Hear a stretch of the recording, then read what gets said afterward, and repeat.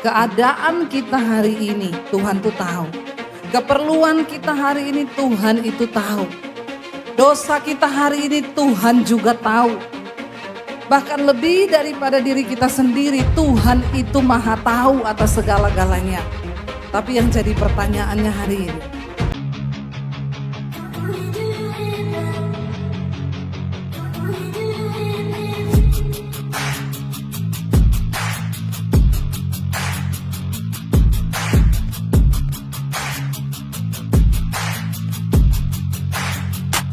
selamat datang di channel Bela Kebenaran. Kami hadir untuk memberikan informasi opini dan atau fakta terhadap situasi yang sedang terjadi. Mari dukung channel ini dengan cara menekan tombol subscribe dan bunyikan loncengnya. Terima kasih.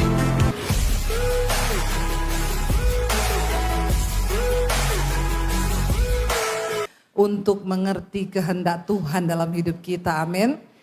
Karena kita datang ke gereja bukan hanya sekedar meminta, terus meminta. Pujian tadi berkata, saat ku perlu Tuhan tahu, saat ku doa Tuhan dengar. Ya, itu semua hal yang pasti. Keadaan kita hari ini Tuhan tuh tahu. Keperluan kita hari ini Tuhan itu tahu. Dosa kita hari ini Tuhan juga tahu. Bahkan lebih daripada diri kita sendiri, Tuhan itu maha tahu atas segala-galanya. Tapi yang jadi pertanyaannya hari ini, apakah kita tahu isi hati Tuhan? Apakah kita tahu yang menjadi kehendak Tuhan dalam hidup kita? Apakah kita tahu apa yang menyenangkan Tuhan dari hidup kita? Itu yang penting. Dan saya berdoa setiap kita yang datang hari ini menjadi orang-orang yang mau berkata, Tuhan, beritahu bagi kami apa kerinduan Tuhan atas hidup kami. Apa kerinduan Tuhan atas pekerjaan kami, apa kerinduan Tuhan atas rumah tangga kami. Supaya kita menjadi orang-orang yang peka. Kenapa saudara? Karena satu saat ketika kita menghadap Tuhan, Tuhan gak akan tanya apa yang kau punya, jabatanmu apa, kekayaanmu berapa, depositmu berapa. Tapi yang Tuhan tanya selama kamu hidup, apakah engkau melakukan kehendakku? Itu goal dari kekristenan kita. Apakah kita ini melakukan yang menjadi kehendak Tuhan? Saya ingin kita belajar dari satu tokoh dalam Alkitab yang bernama Musa, saudara. Musa seorang yang dipakai Tuhan untuk membebaskan bangsa Israel dari perbudakan di Mesir. Dan kalau kita tahu sejarah dari bangsa Israel, ya, saya pengen tanya hari ini, siapa yang tahu sejarah bangsa Israel? Ada yang tahu? Yang tahu dapat sepeda. Banyak loh orang Kristen yang duduk di gereja itu enggak tahu loh. Sejarah dari bangsa Israel tuh enggak ngerti. Ya, soalnya dulu waktu sekolah minggu bolos terus. Enggak lulus jadinya, ya. Sedikit saya kasih cerita tentang bangsa Israel. Bangsa Israel kita mulai dari keturunan Abraham. Abraham itu punya 2 anak, namanya siapa? Joko dan Bambang, versi Jowo. Siapa namanya Abraham? Ampuni mereka Tuhan, karena mereka tahu apa yang mereka lakukan ini. Anaknya Abraham namanya siapa? Ishak dan Ismail. Ya, bukan Zulkifli.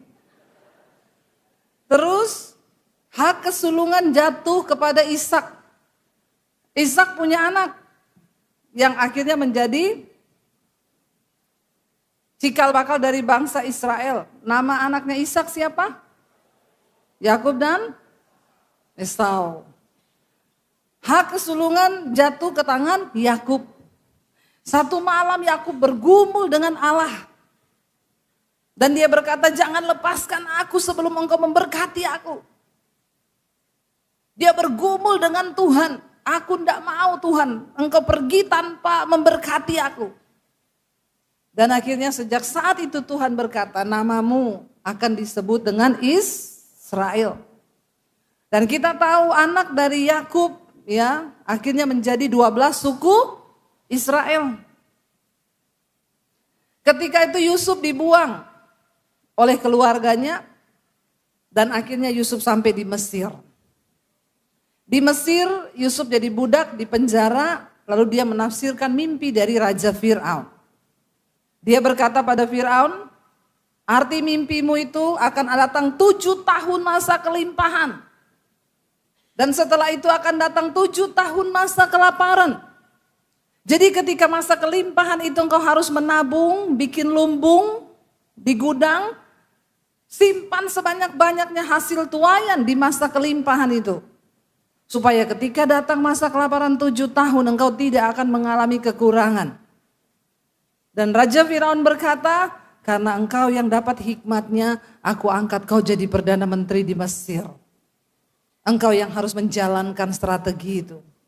Dan Yusuf memerintah menjadi pejabat di Mesir. Dan benar 7 tahun kemudian terjadi masa kekeringan. Alkitab berkata terjadilah masa kekeringan dan kelaparan yang begitu hebat yang belum pernah ada di seluruh bumi. Dan hanya di Mesir yang ada gandum dan jelai. Lalu Yakub suruh anak-anaknya untuk pergi beli gandum di Mesir. Waktu mereka beli gandum, Yusuf mengenali mereka. Tapi mereka udah tidak kenal sama Yusuf. Karena Yusuf sudah pakai jubah kehormatan. Yang terawat dan yang tidak terawat memang beda. Yusuf kenal keluarganya karena gak ada perubahan. Tapi mereka sudah tidak kenal Yusuf yang penuh dengan kemuliaan diangkat Tuhan. Karena keluarganya ini dulu penuh iri hati, kedengkian, mereka buang Yusuf. Ketika Yusuf mengaku, aku adalah Yusuf, keluargamu yang dulu kau buang. Mereka ketakutan, mereka pikir Yusuf akan hukum mati mereka. Tapi Yusuf memeluk mereka dengan air mata dan berkata, Tuhan yang mengizinkan semuanya, supaya aku bisa pelihara kalian ketika kalian dalam masa kelaparan. Lalu Yusuf bilang sama keluarganya, kamu pulang jemput papa. Angkut semua mereka ke sini, tinggal sama-sama Ucup. Yusuf nama kerennya Ucup. Dan akhirnya bapaknya dibawa ke Mesir. Dan Alkitab berkata bangsa Israel, bangsa yang diberkati karena mereka keturunan Abraham. Mereka beranak pinak di Mesir 400 tahun. Mereka menjadi bangsa yang besar dan disertai Tuhan. Mereka menjadi kaya. Lalu matilah Yusuf dan matilah Fir'aun. Naik Fir'aun yang baru. Dan Fir'aun yang baru melihat kenapa bangsa ini sudah menjadi besar di negeri kita. Tidak bisa kita biarkan mereka ini. Nanti mereka akan bertambah besar bahkan menguasai kita. Lebih baik kita jadikan mereka budak kerja paksa. Dan semua bayi laki-laki yang lahir dari keturunan Ibrani harus dibunuh supaya tidak ada keturunan. Dikeluarkan perintah itu saudara. Pada masa itu, pada zaman itu lahirlah Musa. Dan ketika Musa lahir ibunya melihat betapa cakep bayi ini. Kasihan kalau sampai dibunuh. Dia buat peti dari kayu, dilapisi dengan daun papirus itu supaya enggak dimakan buaya. Karena buaya takut sama daun papirus. Buaya air bukan buaya darat. Lalu ketika dihanyutkan di sungai Ciliwung. Di mana dihanyutkan di sungai? Di sungai apa? Enggak pernah baca Alkitab ini, enggak tahu lagi sungainya. Sungai apa? Nil, ya. Dihanyutkan bayi Musa itu, putri Fir'aun lagi mandi. Dia lihat ada peti yang hanyut di sungai Nil. Lalu dia bilang sama dayang-dayangnya, itu ada peti, coba kamu ambil, isinya apa? Diambil, dilihat, bayi, lucu, cakep, kayak kecilan saya. Lalu saudara, putri Fir'aun berkata begini, ini pasti bayinya orang Ibrani. Mamanya takut anaknya dibunuh, makanya dia hanyutkan. Tapi aku jatuh cinta sama bayi ini, jadi bawa pulang bayi ini ke istana dan aku akan pelihara bayi ini. Di tengah keadaan yang terancam harusnya bayi Ibrani dibunuh, Musa mendapat perlakuan yang sebaliknya. Dia dibesarkan dalam kerajaan istana Firaun, menerima semua fasilitas yang terbaik dari kerajaan Firaun. Artinya apa? Bagi orang-orang pilihan Tuhan, di tengah keadaan seburuk apapun, kalau Tuhan punya rencana atas hidupmu, maka engkau akan dimuliakan Tuhan, engkau akan diangkat tinggi Tuhan, dijaga Tuhan, dan pasti di dalam perlindungan Tuhan. Amin. Imani itu, saudara. Lalu ketika Musa mulai bertumbuh besar, dia tumbuh menjadi seorang yang gagah, perkasa. Tapi dia menyadari bahwa dia bukanlah orang Mesir. Ada darah Ibrani di dalam dirinya. Dia keluar di istana, satu saat dia melihat, setiap hari dia mendengar rintihan dari saudara-saudaranya orang Israel yang ditindas, disuruh kerja paksa. Setiap hari dia mendengar teriakan, siksaan, tangisan orang Israel. Satu saat ketika dia melihat orang Mesir lagi pukul bangsanya, jiwa satrianya muncul, saudara. Dan akhirnya dia pukul orang Mesir itu, Alkitab berkata hingga mati. Dia kubur di pasir, tetapi ada yang melihat, lalu dia dilaporkan kepada Firaun bahwa Musa orang Ibrani itu membunuh orang Mesir. Lalu Firaun berkata, bunuh Musa, temukan dia dan bunuh dia. Musa melarikan diri dari Mesir sampai ke negeri orang Midian. Makanya kalau punya duit, ayo pergilah ke Israel. Jangan cuma jalan-jalan ke Eropa. Pergi ke Israel biar tahu itu keadaan dan cerita sejarah di tanah itu pernah terjadi peristiwa-peristiwa. Dari Mesir menuju perbatasan ke Israel itu 9 jam naik bus. Jadi bayangkan waktu itu Musa berjalan sejauh mungkin dia melarikan diri. Sampai ke negerinya orang Midian. Waktu dia sampai di sana dia ketemu ada anak-anak gadis yang mau dijahatin oleh perampok. Musa tolong anak-anak gadis itu. Anak-anak gadis ini pulang ke rumahnya dan mereka bilang sama papahnya, "Pah, tadi kami mau dijahati orang, tapi ada seorang pemuda Mesir yang menolong kami, namanya Musa." Namanya siapa anak-anak? Saya berasa mengajar di sekolah minggu. Karena pada gak lulus sekolah minggu ini. Kalau diceritakan tertarik toh? Kalau baca malas enggak? Ya wes saya ceritakan ini. Tapi jangan ada yang tidur. Ya orang tua tolonglah kau dongengkanlah anak-anakmu tiap malam tuh dengan firman Tuhan. Amin ibu-ibu. Sebelum tidur ceritakan sama mereka tuh tentang Alkitab, ceritanya Musa. Ya itu menarik loh kalau orang tua yang menceritakan. Lalu akhirnya anak-anak Yitro ini pulang dan berkata, "Papa, tadi kami mau dijahati. Tapi ada pemuda Mesir yang menolong kami, dia baik hati." Lalu Yitro berkata sama anak-anaknya, "Kenapa enggak kalian sekalian ajak dia dinner di rumah kita?" Lalu anak perempuannya, "Oh boleh ya Pak, boleh." Mereka pergi keluar mendapati Musa dan berkata, "Kamu diundang papaku untuk dinner di rumah malam ini." Musa datang. Orang itu kalau berjalan dalam rencana Tuhan, Tuhan akan pertemukan. Musa dapat mertua kaya. Yitro seorang imam di Midian, hamba Tuhan, tapi dia juga pengusaha kaya. Dia punya peternakan besar. Dan Musa langsung ketika Yitro melihat Musa, Yitro bilang, "Aku serahkan anakku yang tua namanya Sipora, silahkan kau menikahi dia." Lumayan kan, lari, malah dapat istri. Berjalan bersama Tuhan itu luar biasa. Yang muda-muda, jangan kau cari-cari istri menurut pikiranmu sendiri. Tapi berserah kepada Tuhan. Nanti Tuhan ketemukan yang terbaik. Pengen gak punya mertua peternak? Setidaknya kalau bukan ternak kambing dan domba, peternak babi atau ayam toh. Lumayan sekarang. Lalu dinikahkan, Alkitab berkata maka menikahlah Musa dengan Sipora, punya anak.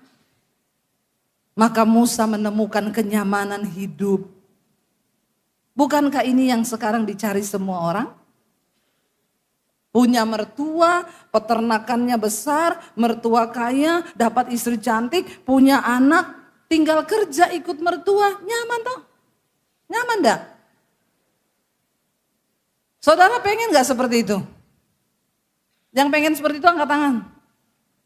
Enggak ada. Pengen dapat mertua miskin? Pengen hidup nyaman? Yang pengen hidup nyaman angkat tangan. Ini saya tahu ini yang angkat tangan ragu-ragu karena dia tahu nih Bu Debbie menjebak atau tidak ya. Saya bisa membaca pikiranmu. Jujur secara manusia kita semua pengen nyaman enggak? Baru ngomong amin, ya nyaman. Dari tadi kayak ngaku. Semua manusia itu pengen kenyamanan. Kenapa kau sekolah tinggi-tinggi? Supaya kau dapat ijazah. Kau bisa cari kerja, dapat duit banyak, hidupmu nyaman toh? Sampai beberapa orang berkata, iya Bu saya mending menikah sama orang kaya. Enak, nangis di Paris, galau di New York.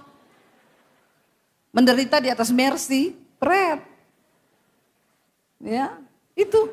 Dunia sekarang sedang menuntut kita, membawa kita kepada keadaan yang nyaman. Karena manusia itu tidak suka yang tidak nyaman. Tapi untuk melakukan kehendak Tuhan, seringkali memang tidak nyaman. Selalu kehendak Tuhan itu bertentangan dengan kehendak manusia. Kita pengen semua nyaman, usaha sukses, tidak ada tantangan, semua mulus. Tapi percayalah, seringkali kenyamanan membuat kita tidak peka dengan suara Tuhan. Seringkali kenyamanan membuat kita tidak peka dengan visi Tuhan atas hidup kita. Musa menjalani kehidupan di dalam kenyamanan 40 tahun.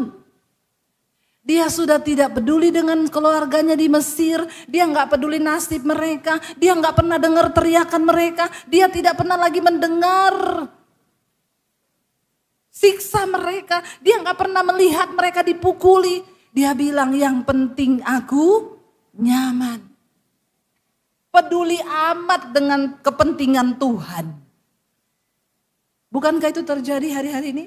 Kita semua hanya hidup untuk memenuhi kebutuhan kita, memuaskan hawa nafsu kita, memuaskan semua keinginan-keinginan kita. Dan betapa sering kita melupakan kehendak Tuhan di dalam hidup kita.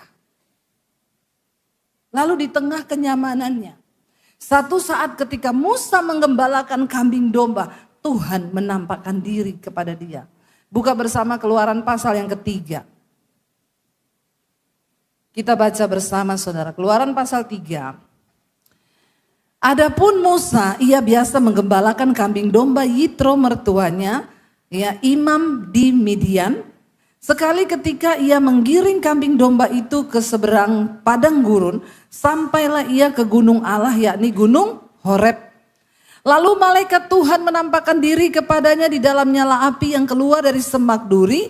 Lalu ia melihat dan tampaklah semak duri itu menyala tetapi tidak dimakan api. Tolong baca, keluarkan suaramu. Kalau saudara keluarin suara, otaknya juga ikut mikir. Kalau enggak cuma dengar saya, otak bisa kemana-mana ya. Kita sepakat ya, percuma saya ngomong berbusa di sini tapi kau tidak mengerti. Buat apa? Ayo baca Alkitab, jangan malas ya. Ayat 3, 1, 2, 3. Musa berkata, baiklah aku menyimpang ke sana untuk memeriksa penglihatan yang hebat itu. Mengapakah tidak terbakar semak duri itu? Ketika dilihat Tuhan bahwa Musa menyimpang untuk memeriksanya, berserulah Allah dari tengah-tengah semak duri itu kepadanya, Musa, Musa. Dan ia menjawab, ya Allah. Lalu ia berfirman, janganlah datang dekat-dekat, tanggalkanlah kasutmu dari kakimu. Sebab tempat di mana engkau berdiri itu adalah tanah yang kudus. Lalu ia berfirman, Allah dan lalu Musa menutupi mukanya sebab ia takut memandang Allah. Kenapa? Karena zaman itu kalau orang melihat Tuhan dia tidak kudus, langsung mati di situ. Ayat yang berikutnya 7. Dan Tuhan berfirman, aku telah memperhatikan dengan sungguh kesengsaraan umatku di tanah Mesir. Dan aku telah mendengar seruan mereka yang disebabkan oleh pengerah-pengerah mereka. Ya, aku mengetahui penderitaan mereka. Tuhan mendengar, Tuhan mengetahui penderitaan mereka. Tuhan itu tahu kesengsaraan, tapi Musa sudah tidak tahu. Musa udah gak dengar lagi. Musa sudah tidak peduli lagi karena dia menemukan kenyamanan, punya istri, punya mertua yang kaya, udah. Lalu tiba-tiba Tuhan menjumpai dia. Ayat 8, sebab itu aku telah turun untuk melepaskan mereka dari tangan orang Mesir dan menuntun mereka keluar dari negeri itu ke suatu negeri yang baik dan luas. Suatu negeri yang berlimpah-limpah susu dan madunya. Ke tempat orang Kanaan, orang Het, orang Amori, orang Feris, orang Hewi dan orang Yebus. Sekarang seruan orang Israel telah sampai kepadaku. Juga telah kulihat betapa kerasnya orang Mesir menindas mereka. Jadi sekarang pergilah, aku mengutus engkau kepada Fir'aun untuk membawa umatku orang Israel keluar dari Mesir. Saudara, menurut saudara berat gak untuk Musa? Mesir adalah negara yang paling dihindari oleh Musa. Karena dia dulu pernah jadi buronan. Kira-kira kalau dia disuruh balik ke sana, pasti ada trauma. Ya, seringkali yang terberat bagi kita, seringkali itu yang dipengeni Tuhan. Apa yang terberat bagimu hari ini? Apa yang begitu takut untuk engkau lepaskan, untuk engkau hadapi? Ya. Tuhan berkata, Musa, kau pergi ke Mesir, ketemu Fir'aun untuk minta bebaskan bangsa itu. Lalu apa yang Musa bilang sama Tuhan? Kita baca ayat 11. Tetapi Musa berkata kepada Allah, siapakah aku ini? Maka aku yang akan menghadap Fir'aun dan membawa orang Israel keluar dari Mesir. Apa maksudnya Musa bertanya di hadapan Tuhan, siapa aku ini? Musa sedang mengingatkan Tuhan, kau ingat enggak masa laluku? Aku ini buronan di Mesir, aku ini enggak mau balik ke sana. Siapa aku? Aku ini bunuh orang Mesir. Dengar baik-baik, Tuhan tidak peduli seberapa kelam masa lalumu. Kalau Tuhan mau pakai hidupmu, tidak ada perkara yang mustahil bagi Tuhan. Amin, saudara. Jangan terlalu peduli dengan masa lalu. Yang Tuhan lihat tuh hari ini. Tuhan cuma tanya, mau enggak engkau melakukan kehendakku? Mungkin itu berat bagi kita. Tapi ketika engkau berkata, aku mau Tuhan. Lihat berikutnya, apa yang Musa katakan saudara. Ayat yang ke-12, lalu firman-Nya, bukankah aku akan menyertai engkau? Inilah tanda bagimu bahwa aku yang mengutus engkau. Apabila engkau telah membawa bangsa ini keluar dari Mesir, maka kamu akan beribadah kepada Allah di gunung ini. Bapak Ibu, satu yang Tuhan bilang, aku gak mau peduli masa lalumu. Satu hal jaminanku Tuhan bilang, aku menyertai engkau. Kalau Tuhan yang menyertai kita, nggak peduli seberapa kelam masa lalu kita, seberapa lemahnya kita, maka kemampuan itu datang dari Tuhan. Siapa saya ini saudara? Saya ini dulu orang yang hancur, sampah, orang yang terbuang, yang tadinya saya sudah mau bunuh diri karena hidup saya hancur, masa depan saya hancur, saya terikat dosa. Tapi ketika Tuhan pilih saya cuma bilang, Tuhan ini aku. Tapi masa laluku hancur, Tuhan bilang aku gak peduli. Satu hal yang harus kamu tahu, aku menyertaimu. Kalau Tuhan yang menyertai kita saudara, siapa yang bisa menghalangi kita? Secara manusia Musa bilang, aku nih siapa Tuhan akan menghadapi Fir'aun. Hello please. Musa berpikir sangat tidak mungkin itu. Tapi Tuhan bilang aku akan menyertai. Saudara mungkin hari ini kau berkata, aku ini tidak mampu Tuhan. Bagaimana menghadapi masa depan? Bagaimana aku bisa melakukan kehendak Tuhan? Tuhan itu akan menyertai kita. Tapi engkau mau atau tidak, itu perkaranya. Seringkali kita lupa melibatkan Tuhan. Seringkali kita lupa minta untuk Tuhan biar kehendakmu jadi atas hidupku. Kalau saya bicara tentang kehendak Tuhan, saudara tuh jangan berpikir yang terlalu tinggi-tinggi.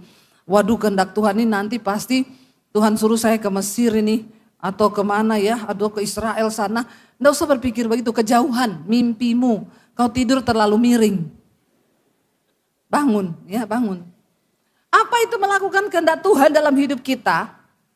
Contoh yang simpel, suami istri, waktu kau berantem, waktu kau bertengkar, kehendak Tuhan itu cepet-cepetlah kau berdamai, jangan bertengkar. Tapi kehendak setan itu lawan. Tuhan bilang damai, setan bilang lawan. Saudara lakukan apa? Damai atau lawan? Jujur, nggak usah sok rohani. Damai, padahal 3 hari 3 malam gak bicara. Banyak orang Kristen begini. Suami istri Kristen banyak begini duduk di gereja. Tapi gak bicara 3 hari 3 malam kalau berantem. Maka kau sedang melakukan kehendak setan. Bukan kehendak Tuhan. Kalau kehendak Tuhan, waktu kau mau rame, kau mau berantem, tiba-tiba kau bilang sama suamimu, kau bilang sama istrimu, sayang, udah kita ndak usah saling menyakiti terus, ayo kita berdamai, ayo kita berdoa bersama. Itu kau melakukan kehendak Tuhan. Tapi kalau kehendak setan, saya tahu nih muka-mukanya yang melakukan kehendak setan dari sini nih. Yang kalau berantem, terus mau apa? Terus kamu pikir saya itu senang nikah sama kamu, aku juga. Terus ya udah kita akhiri saja. Banyak yang begitu tuh. Tapi kalau di gereja duduk, saat berdoa Tuhan tahu, saat percaya Tuhan, malaikat bilang pret. Iya tuh, banyak kan dari kita yang begitu. Enggak usah muluk-muluk yang tinggi-tinggi. Mau pergi berperang ke sana, terbang ke negara mana, doa peperangan. Di rumah aja tuh, perangi dirimu sendiri. Perangi setan yang ada dalam dirimu. Itu aja udah berat saudara. Anak muda, engkau tahu Tuhan berkata, yang ku kehendaki dari hidupmu itu adalah kekudusan. Berapa banyak anak muda yang lebih memilih untuk melakukan dosa. Kau hidup dalam persinahan, free sex. Engkau terikat film porno, engkau terikat rokok, minuman keras, kau dugem. Berapa banyak anak muda yang jadi lesbi, yang jadi homo. Kau tahu Tuhan gak pernah ciptakan tulang lunak. Boti-boti itu gak ada Tuhan ciptakan. Tuhan tuh menciptakan Adam dan Hawa, bukan Adam dan Eben. Bertobat kau. Ya Tuhan gak pernah ciptakan, sekarang banyak saudara. Teman saya, anak saya bilang, teman-temanku di sekolah lesbi semua mam. Banyak sekarang dan engkau merasa itu wajar, engkau hidup dalam dosa yang begitu menyakiti hati Tuhan. Berapa banyak anak-anak muda, kenyamananmu, kau hidup sebagai ani-ani. Ani-ani no, simpanan bertobat. Simpanan yes, sama aja itu. Enak aja yes. Ya. Itu sama itu, podo wae itu. Simpanan dan ani-ani itu podo. Ya, berapa banyak kau hidup dengan kenyamanan sebagai ani-ani, aku udah dikasih apartemen, dikasih mobil, dikasih duit tiap bulan sama om. Sugar daddy, daddy sugar. Ya. Bapak-bapak diabetes. Bapak-bapak kau tuh jangan sok manis ya pak. Buntut-buntutnya kau tua nanti diabetes, kau sakit gula bener. Kalau udah sakit gula kau lumpuh gak bisa jalan, kaki diamputasi, semua diamputasi. Siapa yang rawat kau? Banyak nih bapak-bapak gak tahu diri. Belum kaya-kaya banget udah punya simpenan, punya ani-ani, dibeliin apartemen, dibeliin mobil. Banyak orang hidup dengan kesombongan. Enggak sayang istri, enggak sayang anak, duit habis mengalir sama ani-ani, sama perempuan. Ya, belum tahu aja kau satu saja urat jantungmu digunting malaikat, mati kau kena serangan jantung. Tobat loh, tobat loh. Hormati Tuhan. Jangan buat dosa terus, menyakiti hati Tuhan. Anak-anak muda, ketika Tuhan suruh kau bertobat, tinggalkan rokok, tinggalkan minuman keras, berat, tapi bilang, Tuhan, aku mau melakukan kehendak-Mu. Toh kau tidak seperti Musa disuruh pergi hadapi Firaun toh. Hari-hari ini tuh pikul salib bukan hal-hal yang, ya kemarin saya baru pulang dari Israel. Peserta saya tanya begini, Bu, kita nggak ke Via Dolorosa ya yang pikul salib kayu itu? Saya bilang, Bu, kan Tuhan Yesus, kita harus sama seperti Yesus loh Bu. Yesus pikul salib, kita juga harus pikul. Saya bilang abis itu Tuhan Yesus disalib. Kau juga saya salib di Bukit Golgota ya. Saya bilang salib zaman now ini bukan lagi kau pikul-pikul kayu itu. Salib zaman sekarang ini bagaimana kau kalahkan kedaginganmu. Kau utang bayar itu salib. Amin. Utang tidak bayar mau pikul-pikul salib di Israel. Nggak usah alay lebay jadi orang Kristen. Salib itu bagaimana kau kalahkan kedagingan ketika kau pengen marahin istri. Tapi kau bertobat dalam nama Yesus. Aku nggak mau Tuhan istriku ini teman pewaris kerajaan Allah walaupun dia cerewet. Amin Bapak-bapak. Ibu-ibu mengalahkan kedagingan. Bagaimana kau berdoa buat suamimu saat suamimu itu menjengkelkan. Anak-anak muda pikul salib itu bagaimana kau kalahkan rokokmu, minuman keras. Ayo berjuang bersama melakukan kehendak Tuhan. Lalu Musa itu mulai berdalih dengan Tuhan karena dia nggak mau keluar dari zona nyaman. Dosa seringkali membuat kita nyaman. Tapi itu bertentangan dengan kehendak Tuhan. Lalu Tuhan bilang, aku menyertai engkau. Ayat 13 Musa bilang lagi. Lalu Musa berkata kepada Allah, tetapi apabila aku mendapatkan orang Israel dan berkata kepada mereka, Allah nenek moyangmu telah mengutus aku kepadamu. Dan mereka bertanya kepadaku, bagaimana tentang namanya? Apakah yang harus kujawab kalau mereka tanya siapa nama Tuhan itu? Lalu Tuhan berfirman kepada Musa, aku adalah aku. Ya. Lagi firman-Nya, beginilah kau katakan kepada orang Israel itu, akulah aku telah mengutus aku kepadamu. Perhatikan aku huruf besar. Aku adalah aku. Waktu Tuhan menyebut aku adalah aku, ini bicara tentang otoritas dan kedaulatan Tuhan atas kehidupan setiap orang. Aku adalah aku ini berbicara tentang pribadi yang tidak bisa dihalangi oleh siapapun kuasanya waktu dia bertindak. Tuhan sedang memberikan sebuah otoritas kepada Musa dengan dia berkata aku adalah aku. Itu berarti tidak ada satu raja termasuk Firaun yang akan bisa menghalangi. Dengar baik saudara, waktu Tuhan ada bersama dengan kita, kedaulatannya ada dalam hidup kita, maka tidak ada yang mustahil untuk engkau lihat bersama dengan Tuhan. Tapi dia tunggu engkau berkata iya. Bisa nggak Tuhan bikin tiba-tiba Firaun kena stroke? Bisa nggak? Bisa. Bisa nggak Tuhan lembutkan hati Firaun lalu dia bilang yaudah pergi aja kamu? Bisa. Tapi Tuhan sedang melihat hati Musa. Apakah engkau mau berkata iya Tuhan?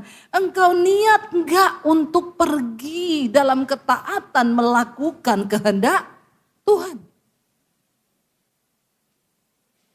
Saya kemarin saudara waktu kita mau landing di Surabaya, seperti biasa kalau sudah mau landing itu udah seneng kan penumpang, pengumuman dibacakan, perhatian para penumpang yang kami hormati, dalam beberapa saat lagi kita akan segera mendarat di Bandara Surabaya, silakan tegakkan sandaran kursi, lipat meja dan buka, tutup jendela. Kenakan sabuk pengaman, udah semua nih, udah enak saudara, yes mau landing. Sudah siap-siap tiba-tiba ada pengumuman. Bapak Ibu yang terhormat, kami baru dapat pemberitahuan dari bandara di Surabaya bahwa saat ini sedang hujan deras di Bandara Surabaya. Jadi kita tidak bisa mendarat saat ini, karena itu kita harus berputar-putar sampai menunggu perintah dari bandara untuk kita bisa landing. Dengar gitu dulu lemes ya. Tapi saya cuek, saya main game. Saya pikir nanti juga reda hujannya paling 5-10 menit nunggu aja. Saya itu biasa di pesawat kalau nggak baca Alkitab nanti main game, baca Alkitab main game. Karena nggak tahu juga mau ngapain. Saya asik main game saudara dengan berpikir biasa nanti juga reda. Tiba-tiba saya lihat jam, udah setengah jam kita puter-puter nih. Kalau puter-puternya di Pakuwon enak ya. 1 jam juga enggak terasa putar-putar di Pakuwon. Cari rujak cingur, beli ini di Pakuwon enak. Tapi di udara putar-putar. Itu bikin otak terputar juga. Lalu saya ingat, ini kalau kejadian dia nggak bisa landing di Surabaya, dia pilih balik ke Jakarta atau ke Bali biasanya dilempar. Lalu tidak ada lagi penerbangan, bagaimana nih besok saya pelayanan? Pasti saya lebih capek atau saya dulu pernah pelayanan mau di Pekanbaru tidak bisa landing akhirnya dialihkan ke Batam. Udah malam kami terpaksa nginep di hotel di Batam 1 malam. Besok paginya belum bisa terbang, gak ada pesawat, terpaksa batal hari itu pelayanan pulang lagi ke Jakarta. Tiba-tiba saya takut, udah setengah jam, kenapa ini enggak terang-terang? Saya mulai bilang, Tuhan kenapa ini enggak terang-terang ya? Ini kita padahal tinggal mau landing, udah di bawah ini loh. Tiba-tiba suara di hati saya begini, ya kan kau tidak berdoa main game terus dari tadi. Kadang-kadang pendeta ini perlu bertobat juga. Lupa berdoa saudara, ampuni Tuhan, ampuni. Jadi saya minta ampun, Tuhan ampuni aku, Tuhan iya.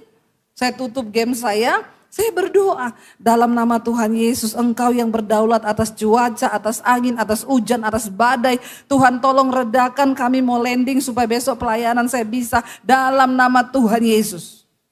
Begitu selesai doa, amin. Ada suara di hati gini, tunggu 5 menit. Saya tunggu 5 menit, tiba-tiba 5 menit lewat sedikit, ting tong. Para penumpang yang kami hormati, kami sudah mendapat pemberitahuan dari Bandara Surabaya. Mari kita bersiap untuk mendarat di Surabaya. Wow. Jangan anggap semua perkara itu biasa-biasa. Tuhan bilang, akuilah dia dalam segala lakumu, maka dia akan meluruskan segala jalanmu. Amin. Kalau cuma dalam keadaan begitu aja kita perlu berdoa, apalagi dalam hal kau memilih jodoh, memilih pekerjaan, memilih bisnis. Amin. Ini keputusan penting harus kita buat supaya kita ini hidup melakukan kehendak Tuhan. Nah sekarang, kenapa kita harus melakukan kehendak Tuhan? Musa berkata lagi, oke Tuhan, masa cuma itu tandanya engkau menyertai aku, apa lagi? Tuhan tanya, apa yang ada di tanganmu? Tongkat, lempar tongkat itu ke tanah. Ketika Musa melempar tongkatnya ke tanah, tongkat berubah jadi apa? Uang. Oh ular. Ular saudara. Lalu Musa takut, Tuhan bilang jangan takut, pegang ekornya. Ketika Musa pegang ekornya, ular itu berubah kembali menjadi tongkat. Lalu Tuhan bilang lagi, masukin tanganmu ke dalam jubahmu. Musa masukin, keluarkan, dia keluarkan, kena kusta semua. Tuhan bilang masukin lagi, dia masukin, keluarkan lagi, sembuh. Tuhan bilang cukup itu. Aku akan mengadakan tanda-tanda mujizat. Musa ngomong lagi, Tuhan tapi aku ini kan berat lidah, aku ini tidak bisa ngomong. Alasan terus Musa ini. Sama kayak kita juga kan. Lalu Tuhan bilang begini, Musa, siapa yang menciptakan mulut untuk bicara? Siapa yang menciptakan lidah manusia? Siapa yang menciptakan mata untuk melihat? Telinga untuk mendengar? Bukankah aku Tuhan? Kan aku yang menciptakan, aku yang bisa melakukannya. Akhirnya Musa menyerah dan berkata, baik Tuhan, aku mau untuk mengikuti kehendak Tuhan. Kita tahu cerita akhirnya nanti ada mujizat tulah demi tulah Tuhan lakukan supaya orang Mesir melihat bahwa Allah Israel itu Allah yang berkuasa. Kenapa kita harus melakukan kehendak Tuhan? Buka bersama yang terakhir Matius 7 ayat 21. Baca sama-sama 1, 2, 3. Bukan setiap orang yang berseru kepadaku Tuhan, Tuhan akan masuk ke dalam kerajaan sorga. Melainkan dia yang melakukan kehendak Bapakku yang di sorga. Amin. Bukan orang yang berseru Tuhan, Tuhan yang akan masuk sorga. Tapi orang yang melakukan kehendak Bapa, berdoalah hari ini, bertanyalah hari ini, Tuhan apa kehendakmu atas hidupku yang engkau pengen sekarang? Mungkin itu dosamu yang Tuhan minta, mungkin juga itu uangmu. Enggak tabu bagi seorang hamba Tuhan untuk bicara uang. Asal hamba Tuhan itu juga melakukan apa yang dia ngomong. Waktu saya dan suami mengalami masa pandemi, saya sudah sering bersaksi. Uang kami cuma 10 juta di rekening waktu sebelum pandemi.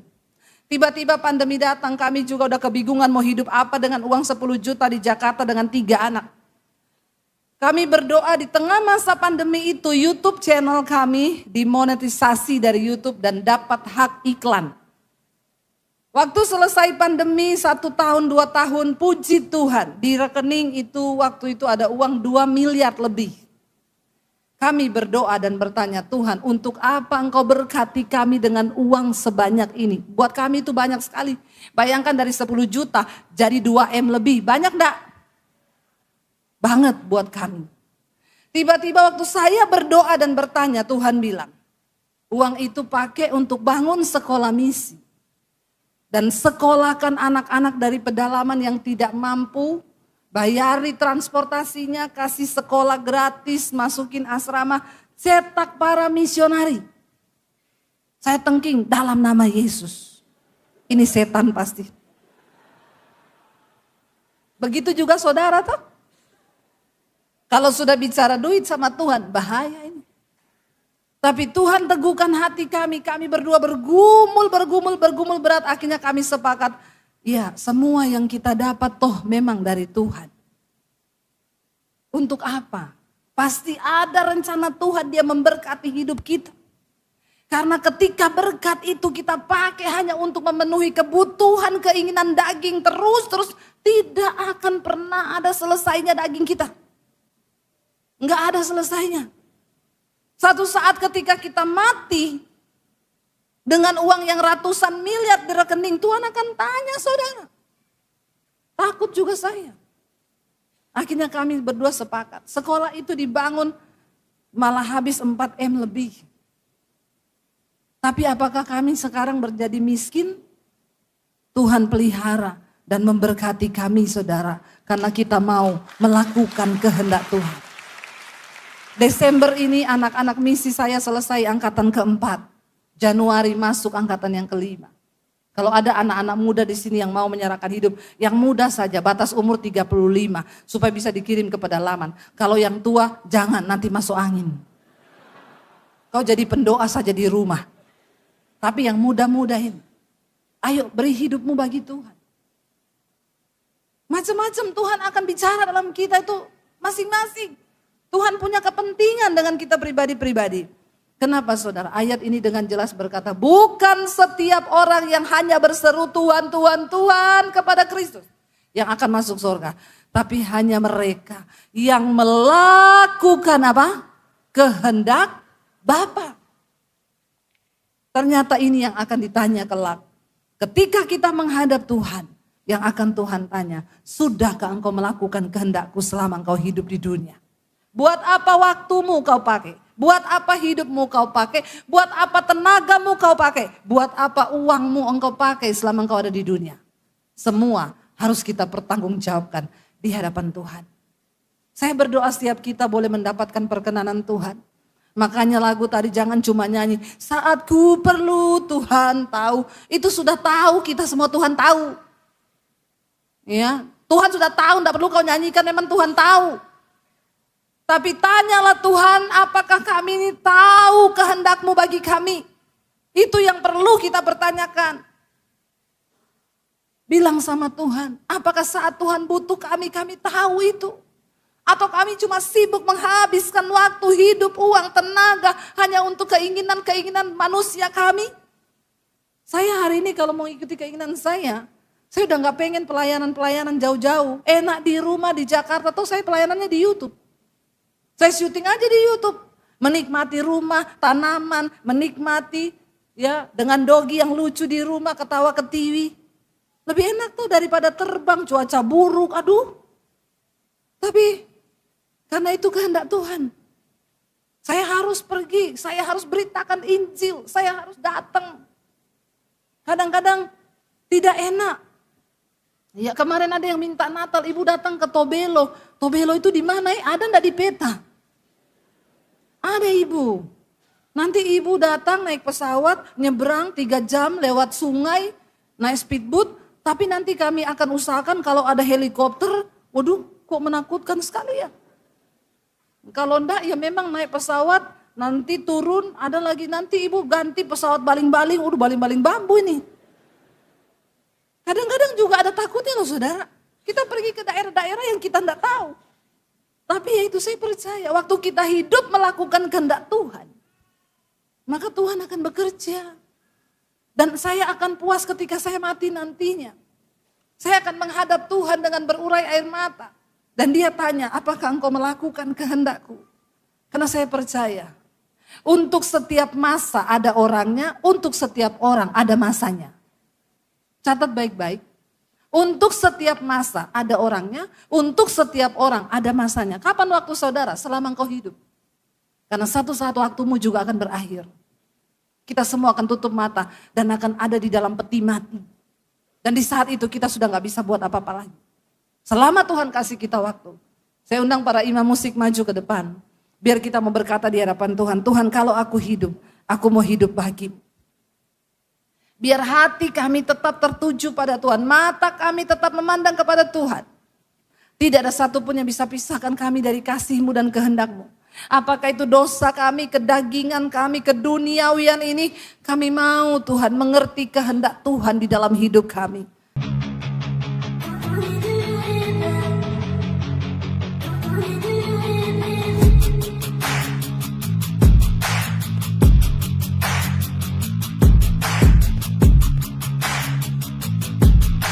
Terima kasih sahabat sudah menyaksikan tayangan kami hari ini. Tuhanlah yang membalas dan memberkati kita semua. Apabila sahabat diberkati, marilah kita dengan murah hati untuk share video ini kepada teman-teman kita yang lain, kepada grup-grup keluarga dan sebagainya. Dan jangan lupa meninggalkan komentar di bawah video ini, serta menekan tombol subscribe video kami, sehingga sahabat tidak ketinggalan video-video terbaru dari kami. Terima kasih. Tuhan Yesus memberkati kita semua. Dan dengarkanlah firman Tuhan singkat ini. Mintalah maka akan diberikan kepadamu. Carilah maka kamu akan mendapat. Ketuklah maka pintu akan dibukakan bagimu. Kita harus melakukan sesuatu sampai sesuatu itu akan terwujud atas hidup kita. Minta, cari dan ketuklah maka Tuhan pasti membukakan pintu. Lukas 18 ayat 1. Yesus mengatakan suatu perumpamaan kepada mereka untuk menegaskan bahwa mereka harus selalu berdoa dengan tidak jemu-jemu. Kita berdoa dengan tidak jemu-jemu. Terus minta maka pasti akan diberikan. Tuhan Yesus berkata, karena itu aku berkata kepadamu, apa saja yang engkau inginkan ketika engkau berdoa, percayalah bahwa engkau telah menerimanya dan engkau akan memilikinya. Amini ayat firman Tuhan ini, bahwa Tuhan pasti memberikan segala sesuatu yang kita butuhkan. Semoga Allah, sumber pengharapan, memenuhi kamu dengan segala sukacita dan damai sejahtera dalam iman kamu, supaya oleh kekuatan Roh Kudus kamu berlimpah-limpah dalam pengharapan. Terima kasih. Apabila sahabat ada komentar dan pendapat yang lain terhadap video hari ini, boleh tuliskan komentarnya, pendapatnya di kolom komentar di bawah video ini, sehingga kita boleh diskusi di sana.